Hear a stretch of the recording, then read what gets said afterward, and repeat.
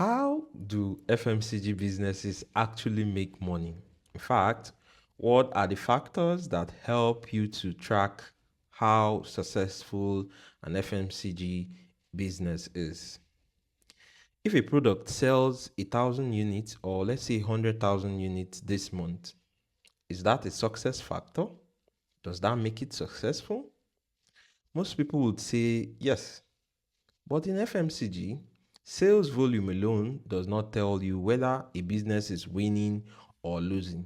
Because the real question is not how much was sold, the real question is how much was left after everything it took to make this product, to move this product, and to promote this product even before it is sold.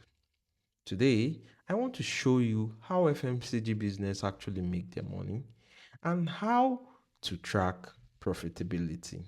In our previous video, we looked at the four FMCG business model, which are retail, food services, distribution, and manufacturing. Today, we are following the money because every activity in these four models are actually pointing to one question. Are we making profit? If a business is not making profit, how will it sustain? Most FMCG businesses are driven by three important factors. In fact, they are even called the engines of FMCG. They are volume, velocity, and margin. Let's look at volume. Volume is simply how many units you sell. Generally, high volumes help businesses to spread operating costs across more products. Velocity refers to how quickly products move through the business and how fast do products move from production to warehouse to customers and ultimately to the consumer. The longer inventory sits, the more risk the businesses face. Stock can expire, they can go damaged, they can even become obsolete, or simply it's tying up cash that could be used for something else. Let's talk about margin, which is critically very important. Margin is what remains after all the cost associated with that product has been deducted. And this is where many businesses discover the truth about their performance. Volume gets your attention, velocity keeps the business moving, but margin tells you whether you are making money. Understanding margins are critical to the success of any business. Let us simplify how we look at margins and see how it works in an FMCG business. Imagine a business sells a product for 1,000 bucks. At first glance, that might sound great. But now let's start subtracting some of the costs that are associated with that product. The first, we'll take out the cost of producing or purchasing that product. Then we look at promotional costs, discounts, special offers, distributors incentive, retail program costs, if there are. All other costs that are associated are logistics, warehousing, transportation, distribution cost, fuel, delivery expense. You also check out if there are returns to this product, if there are damaged product, expired product, and other forms of waste. By the time you put all of these costs and they are being removed, the amount that is left to the business might even be smaller than expected.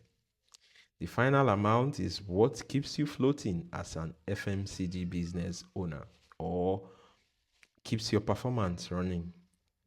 And that is why strong sales do not automatically mean profit in FMCG. One of the key lessons I learned in my FMCG career was that the higher selling products are usually not the most valuable products. I remember when we were analyzing a product and it was doing well in terms of volume, it was performing well. The sales team were happy, management were celebrating. But when it came and we started looking deeper, the cost of purchase of those products were eating into our profit margin. And certain points of the analysis, it barely broke even.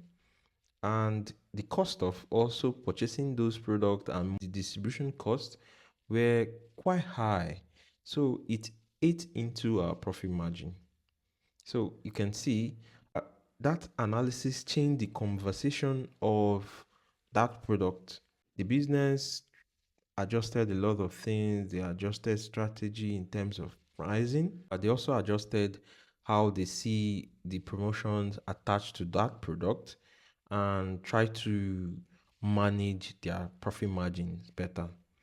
Although the product remain important, but now the business understands where that product actually lies. So as we go on, I will introduce volume and value drivers, which are key to sustaining profitability in an FMCG business. Revenue is important, sales volume is important, market share is important, but profit is what keeps a business alive.